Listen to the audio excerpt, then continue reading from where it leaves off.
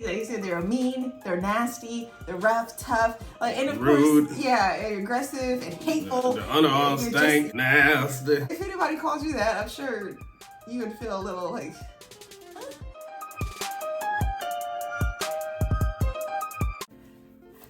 We're reacting to the T.D. Jakes Father's Day sermon. because it's like an hour-long sermon, and it was entitled "Real Men Pour In," and like Warren said, it was directed to fathers, to men. But there was a certain clip that's just been circulating, and that's just been kind of ripped apart on TV, on radio, on the internet, YouTube, of course. And it just kind of, to some people, bashes women. Because what did he say? He said they're mean, they're nasty, they're rough, tough, like, and of rude. course, yeah, aggressive and hateful. The underarm stank. You're just gross, like, but nasty. right. So if anybody calls you that, I'm sure you would feel a little like, like, oh. And the biggest thing that he said is that our society is raising women to be men. Yeah, like, because we both actually listened to the whole sermon. So we didn't just take a clip and made it complete. So let's just go through maybe 3 points of kind of what's been the biggest criticism. One being this quote unquote divine order, these roles and responsibilities, what men can do, what women can do, what women cannot do, and what men cannot do. Then number 2, it seemed like people wondered why T.D. Jakes was saying this as a pastor, like it didn't relate to the Bible, and that, you know, why are you bringing this up now? And so we have some thoughts on that. And then maybe number 3 is just looking more at like what women can do as far as career and family. Some people felt that T.D. Jakes' comments were basically saying that women can't work or that women can't be successful. And so we'll talk about that. And then we'll talk about what we feel is the real message of the sermon after listening to all of it, what everyone else is missing, what it really means. And we'll talk about that at the end. Oh, yeah. The first is the divine order between Adam and Eve. That's what he was referencing. And he was referencing Genesis 2. Genesis 1, God set everything up as far as the world and created, everything that creeps on so God created everything else, then he created man. He created Adam and Eve. Mm-hmm. And so he created man first. Yeah, he created and man out first. Of man, God just said it was not good for man to be alone. I don't think it even truly said he was lonely. Yeah. And just said, he was naming animals, right. And then it's not good for man to be alone. What I find interesting, which I read recently, is that the animals had a male and female. Like there was a female counterpart for the male animals. But yes. For man, there was no female counterpart. And we know this because God said to the animals, be fruitful and multiply. Yeah. So they were able to reproduce at that time. So that is divine order. Woman was created for man. Woman was created as a helper for man. Right. Using the Greek word for helper as a form of Holy Spirit. Yeah. A conscience to some extent. Right. Still valuable, still worthy, still of some significance, but her purpose was for the man. But equal with man still. Right. Equal but different roles. Right. The role reversal, what happened after, the fall, after sin, after God told them don't do this and they did it, was Eve took that primary role, right? And she started leading Adam and saying, do this. And that's the divine order that was broken. It was never supposed to be that way. Eve should not have done that. And Eve should not have done it, but also Adam had a role and he allowed it to happen. Yeah, Eve had made the conscious decision to eat the fruit that Satan was trying to tempt her to eat without talking with Adam at least. It's not that, she's a servant or she's a slave to the man or anything like that. It's just like, you're married, you're a team, talk about it together. And it did not seem like that happened. The biggest thing too is that really there was not much to talk about. I mean, God said no. He said no. Like, what's to discuss? And, the Bible does talk about how Adam was not deceived, and Eve was. But, and definitely read your Bibles and, don't just take our word for it. That scripture, that chapter is packed. It explains a lot. It explains why so much what we're dealing with today goes all the way back to that. And I believe that's what T.D. Jakes was talking about as far as the divine order being broken. And in fact, the Bible, further down explains that after the fall, God said this is going to be your curse, Eve, is that you're going to desire your husband. You're going to want to rule over him. You're going to want to still continue to tell him what to do. Man was eaten out of her hand. Yeah. So we're still dealing with that. Like, it is innate, and I can speak from personal experience. It is just in you and innate, and I don't want to take over. And so that's the result of the fall. Yeah. Kind of why T.D. Jakes is saying this now. I think that it cannot be ignored that our society has gotten to the point where it just can't be ignored. Like, just, there's so much going on. Like, so much going on. Dealing with, children and schools and just marriages and identities and so much, I don't really have a word to describe it, just lostness and darkness. I believe that is why he is saying that, and I also believe that we're just now connecting the dots. I hate to say it. With so much going on, I'm sure it's logical for anyone to think, well, how do we get here? Well, how do we get to this point where we're uncertain about things and how we're allowing certain things to happen to children, and that we're just, marriages and lack of marriages or just whatever? How do we get to this point? So we're kind of connecting the dots and saying, oh, well, when we did this, when women started doing this, or this became more acceptable, or that's when things just started to trickle and fall apart. I believe it really goes into the idea that possibly there is an influx on the ministers in his church, or just him in general, was getting more couples who need counseling, and probably seeing this over and over again where they can't agree or they can't get on the same page. And the thing is that she wants something and he's not doing it, or he's not meeting that expectation. I believe that there probably is a higher amount or higher volume of that going on. When you and I had counseling many times, right. Our most recent one, the pastor was like, a lot of couples are coming to me right now. Like, I have a lot of couples that I'm counseling at this time. And when we were married just for 2 years, a lot of couples were being counseled at that time. And I think that influx and that is happening more and more, to the point where a pastor can't just sit back and just say, I wonder why all this is happening. Like, it's going to be clear with every couple that comes in, there could be some sin that the man is into, more than likely, but that there's also this disagreement that's going on. Right. And I think it's because of generations, like, millennials, they're having marital problems, or they're not getting married, or they're, what have you. And I think probably the older generation, like the T.D. Jakes generation, they're just seeing it. And I believe there's wisdom in age, and as far as people getting older, that they just know more because they've seen more. Like, that's just, you can't get around it. Like, that's something my mother always told me, how she's been 16 before, but I've never been, however old she was when she was telling me that. So I think that just our generation has lost how to be a man, how to be a woman, or how to be a husband, how to be a wife. Like, we don't know these things. And it's because, maybe because we haven't seen it, or we saw bad examples, or the media or in society is telling us we're supposed to do this, but then it's not working. So it's like, well, what do I do? And as believers, as Christians, okay, we go to, older believers and ask them for, advice. So I believe that's where T.D. Jakes, that's why he's bringing this up now. One last thought that just popped in my head.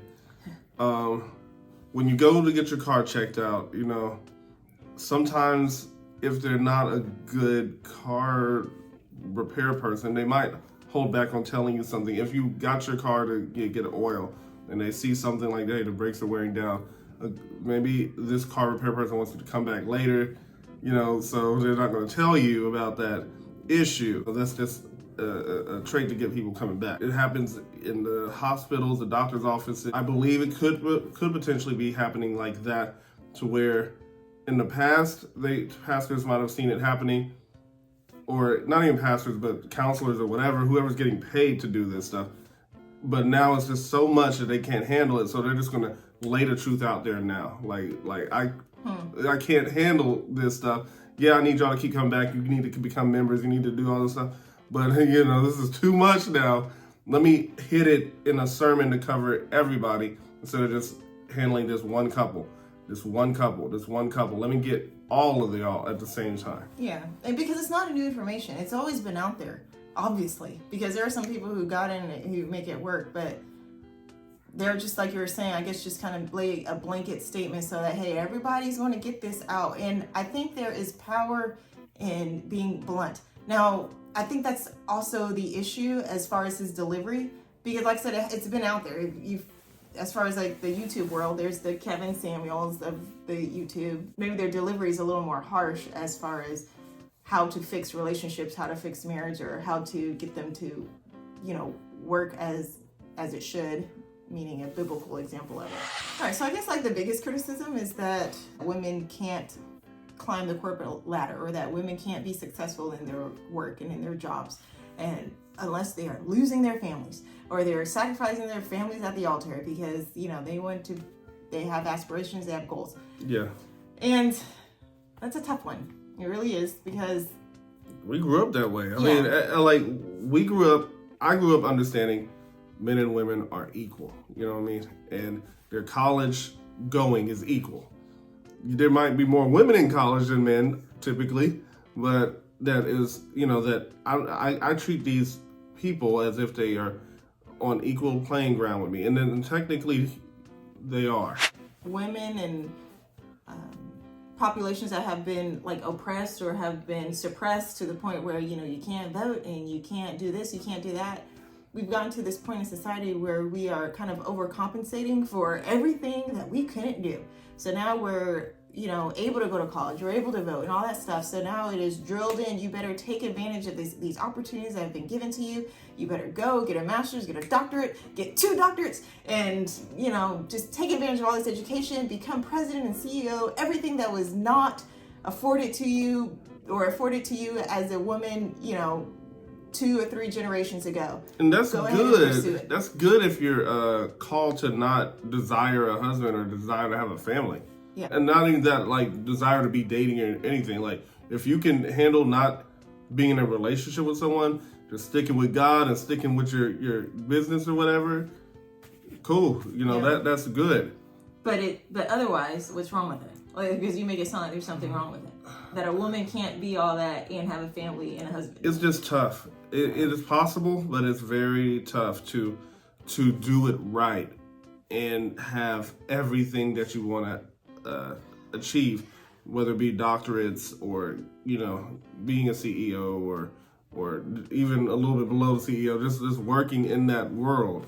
Yeah. You know what I mean? It takes a lot of time, effort, and energy to reach that level of success in a career that has been fed to us as women. It takes a lot of effort, and it's almost I won't say it's impossible. I mean, there are people who do it, but then you have to decide what is your family structure like and what is your definition of losing your family. And unfortunately, you won't know that you've lost your family until it's already lost. It is a little more difficult to course correct in the middle of it, to say, oh no, well, this is happening. No, you just have to be very sensitive to it and say, hey, if I continue on this trajectory, I could lose it. And it's hard to hear and it's hard to do because everybody's family is set up differently and everybody's priorities are different. But T.D. Jakes, I think how he said it was just to get people to start thinking about that, hey, by and large, this is what I'm seeing as T.D. Jakes. I believe that a lot of these sermons or a lot of things that people say that are taken out of context or have stirred up a lot of controversy, I think it's because they didn't get a chance to explain it more. I wish T.D. Jakes would have explained more losing our families. What does that mean? And what does it mean to climb the corporate ladder? And are you saying that women can't do both? Or because biblically, you take the 1 Peter 2, because that's something I've wrestled with as a woman and mother, wife, is, well, what can I do? And it's describing women, I think it's in 1 Peter 2, describing women as keepers of the home. But then you got Proverbs 31, and she's, shaking and baking, doing business deals, and just, and keeping her home. Yeah, and keeping her home, and taking her kids, and her husband, and she's, making it happen. However... And she's making clothes and all that. Yeah, and she's rising up early. I don't know. I guess she gets 4 hours of sleep every night. Who knows? She goes to sleep late, rises up early. Or it says her lamp never goes out or something. Right, but... You take a look at, Proverbs 31 verse 1, and it's saying, who can find a virtuous woman? She's not every woman, she's hard to find. She's, yeah. Proverbs 31 verse 1 is not that. Oh, it's not? No. What is it? I don't know. It's not talking about women at all. Oh, it's further down in Proverbs. Yeah, it's like verse 4 or 5 or something. Let's take a look. Bible app.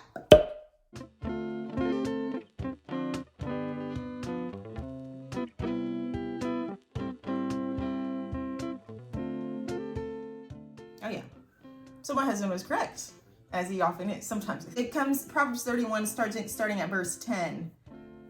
An excellent wife who can find. Her worth is far beyond jewels. And then it just goes on. And this is a New American Standard, so it sounds a little different. But King James calls her a virtuous woman. So who can find? I mean, it's a question. It's showing that this is not the common place. I feel like that's that was just the criticism with what he said, is that it's like, wait a second, you said women can't have a job and they can't, keep good families? I think that he's just saying, so what you're saying, what he is seeing, this pattern that he has seen in his 60-something years of living, in his 30-something years of ministry, he's seeing this pattern. And I think it's a pattern that's not just in the church, but it's out the church too. So that was the other criticism, is that why is T.D. Jakes talking about something that's not in the Bible? It's in the Bible. Family is in the Bible. God instituted that the institution of family, the institution of a husband and a wife and children. That's Genesis 2. Like he's on it. He is in the Bible. I'm sorry that maybe there are some people who, and obviously I don't want to be kind and sensitive, but some people who are not familiar maybe with the Bible, or not familiar enough, or just maybe beginning their walk with God. They may not realize that family, that everything that is involved in your life is in the Bible. Your life is God. There's no God box in my life box. Your life should be determined by God. Yeah, and technically, everything in the Bible, especially in the Old Testament, but even in the New Testament, is family continuously. Right. It's all about family. Israel is technically one huge family. Right. Like, from everything in there, with Noah and his family, Moses and his family, and then leading people out of Egypt. But it's like he was raised by, like, this. It's all about family. He was like raised in Egypt. Right. This is family. Jesus, and then Jesus says, "Hey, deny your family," a little bit, but still family. Right, and us eventually being the bride of Christ, and being without spot or wrinkle, and just going back to be with him. So it's all about family. It's all about relationship. And same with, every other science, like everything else starts with God. So I think there is some mistake in trying to put boundaries on what pastors can and cannot talk about. If you're looking for some sort of help or some sort of advice or guidance, why not look to the Word of God? Why not look to what Jesus says about it? So, and what he's saying about everything that he said, the Bible has something to say about it. He has something to say about women working. He has something to say about how to keep a home from falling apart. It's all there. All right, so let's talk about the real message. What was the real message? The idea behind it is that even if a man can't pour into a woman if he does not have water inside of him, if he doesn't have somebody who poured into him. So if he was fatherless, he can't be poured into unless he gets it from somewhere else, which is where Jesus comes in, God the Father comes in, the Holy Spirit comes in, filling yourself up with those things that are spiritual, so that he can pour into his wife, so that she can enjoy and just get that part of him, his time, his energy, his protection, his care and love, and her feeling safe, and children feeling loved and safe by a father that is around. it can't happen even if a man is in the home if he does not have someone pouring into him, or he's not seeking out Jesus to get poured into that way. If he has nothing that he came from to pour into him, he needs to have Jesus, or else the family will still fall apart.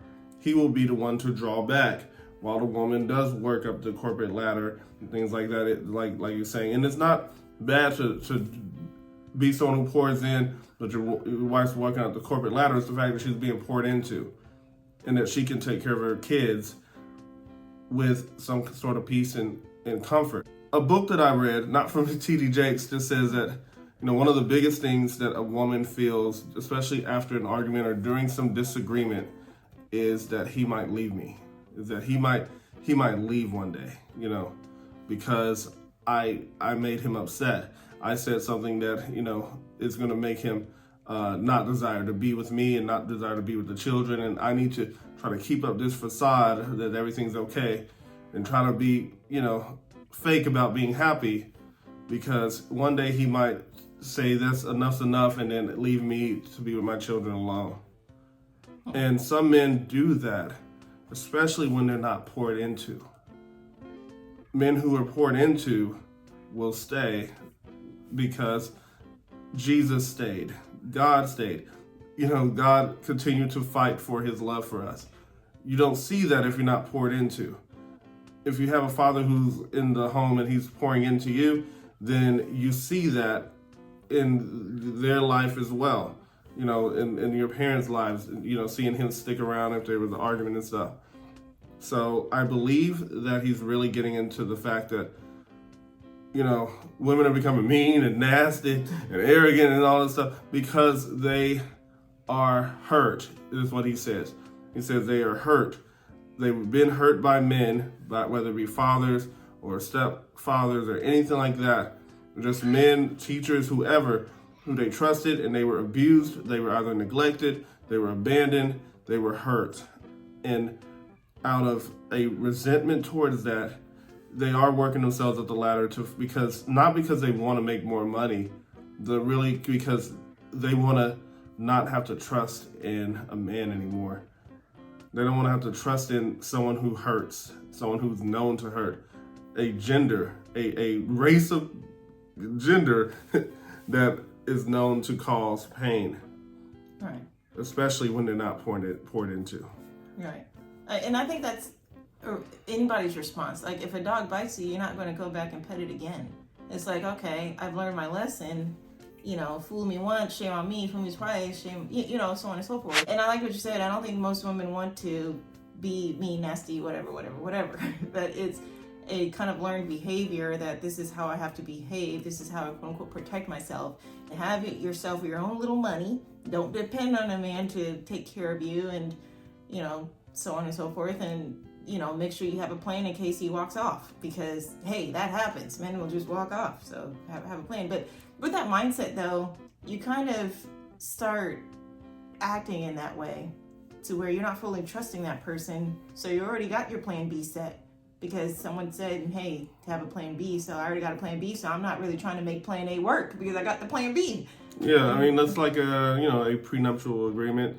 Or the little black book that they, have, other love interests on the side, just in case this love interest doesn't work out. I still have someone else I can call up. Yeah. It's like just having something back there that you're hiding, that you're holding on to, just in case. Yeah, but it becomes a self-fulfilling prophecy. But love is an all-in type of thing. Right. It's a choice, but it's an all-in thing. Marriage is an all-in thing. You gotta get rid of the black book. You gotta be willing to lose it all as far as money's concerned, and not get the prenuptial agreement. You have to be willing to risk it all so that other person knows that they are truly invested in. So you were saying also that women can't do it. What do you mean by that? Women can't pour in, is what T.D. says, anatomically, physically, and also spiritually. Women are not designed to pour in, they are designed to be poured into. That's what he was sharing, is that if a woman was taking care of her children, she cannot spiritually pour into her children. She can teach them, she can love them, but she cannot pour into them. So what about the women who try then? The women who do work and, take care of family, you're saying it just doesn't woman work? could be a very good woman who does everything the right way, or tries her best to do everything the right way, and she'll wonder why her children are not adequate, or why they're not living the life that she wanted them to live, that is a good life that she wanted them to have. And it's because she cannot pour into them. So are you saying that every working mother has dysfunctional children? Like, what do you, or every woman, she doesn't have to be working. It could be the man who just doesn't pour into his wife and children himself, and he just sits at home, or he works a lot and he neglects his family. All of that is not going to work out. Every woman, apparently, is what he's saying in his sermon. If you're a woman, you can't pour into your children. You can raise them, you can love them, you can teach them all that you want to teach them, but there is no guarantee that those children are going to be grow up the way that you expect them to grow up to be, because you can't pour into them. A man who is poured into can pour into his family, and the success rate of children following that path, success rate of their marriage actually staying together, is higher when it's poured into. You think every child who grows up in a fatherless home has some sort of dysfunction or lack or something that's missing? Or do you think that there are some people who can get around it? Is there a way to kind of get around this divine order of how God intended it to be? Can you still come out? Yes, there is a way. The thing about it is, a woman doesn't have to be poured into by a man. She can be poured into by Jesus as well. Jesus can pour into a man who's without. Jesus can pour into a woman who's without. She can't pour into her children, but her children, she can teach her children how to be poured into by Jesus as well. And she can teach her children how to pray. She can teach them how to read their Bible and try to investigate it.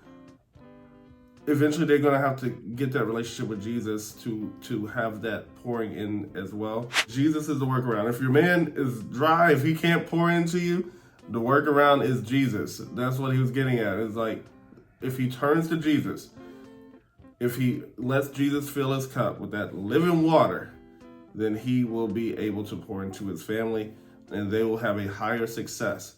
I'm not saying, I'm just saying higher success, greater success. I was raised with my family, with my mom and my dad and my sister and stuff. But I just think about my students, as a teacher, as a high school teacher. I think about my students. I think about those who, just grew up with, one parent. And I picture what it could be like at night. I picture in the back of the mind, trying to ignore the fact that you only have one parent, but you wonder things like, what if mom and dad, did get back together? What if things are different? Or what if, or when are they coming back? They said they were going to come back, but they never did. And, just that thought year after year, month after month, week after week, day after day, over and over and over and over and over. There has to be something that affects someone psychologically with that.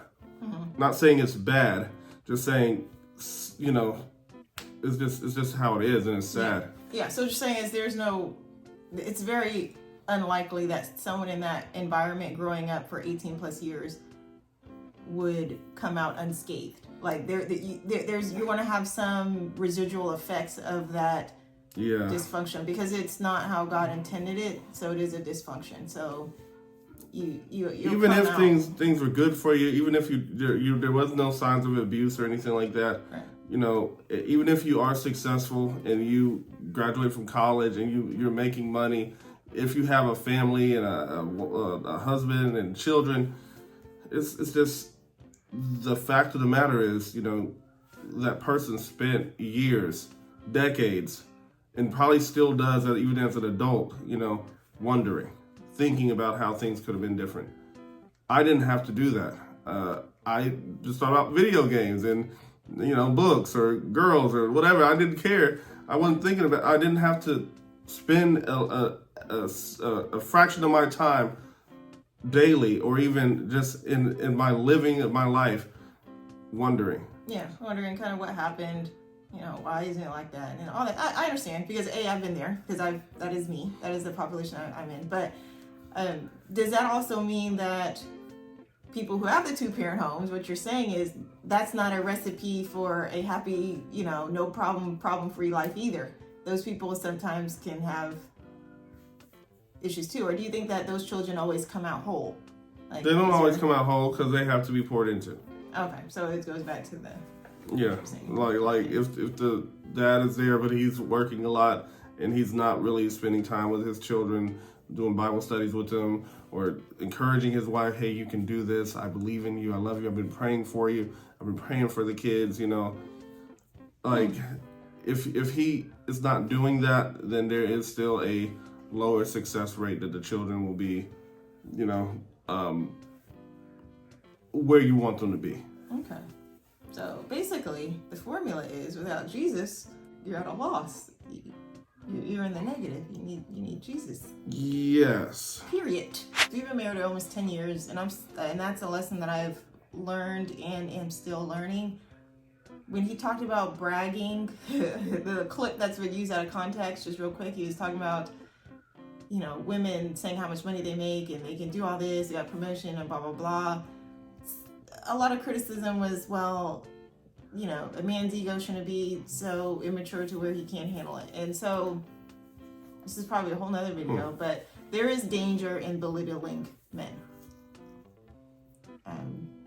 And diminishing their importance to the point where you say you don't need them.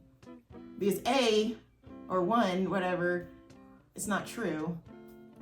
Look at the dating apps, or you go on Google and look at the trends of what people are searching for, and a lot of it has to do with dating, or dating advice of how to, get a man, or what do women talk about, or what are these movies about? They're all about relationships. So women do want men. It's not that I don't need you. Yeah, you do. You that's what you want. Let's just put it all out there. Women do. So if a T.D. Jakes or a Kevin Samuels or someone comes along and say, as a man speaking on behalf of that community, if a man speaking on behalf of that community says, don't say this to us or don't treat us that way, then that should be heeded. It's just a respect thing. I mean, if someone told you how much they didn't need you, how would you feel? You would feel unneeded. So then you would be, it's not an ego stroke, right? I mean, it's not, or do you think men are different to where they have more sensitive egos than women? Is that what it is? I don't. Okay. Sorry.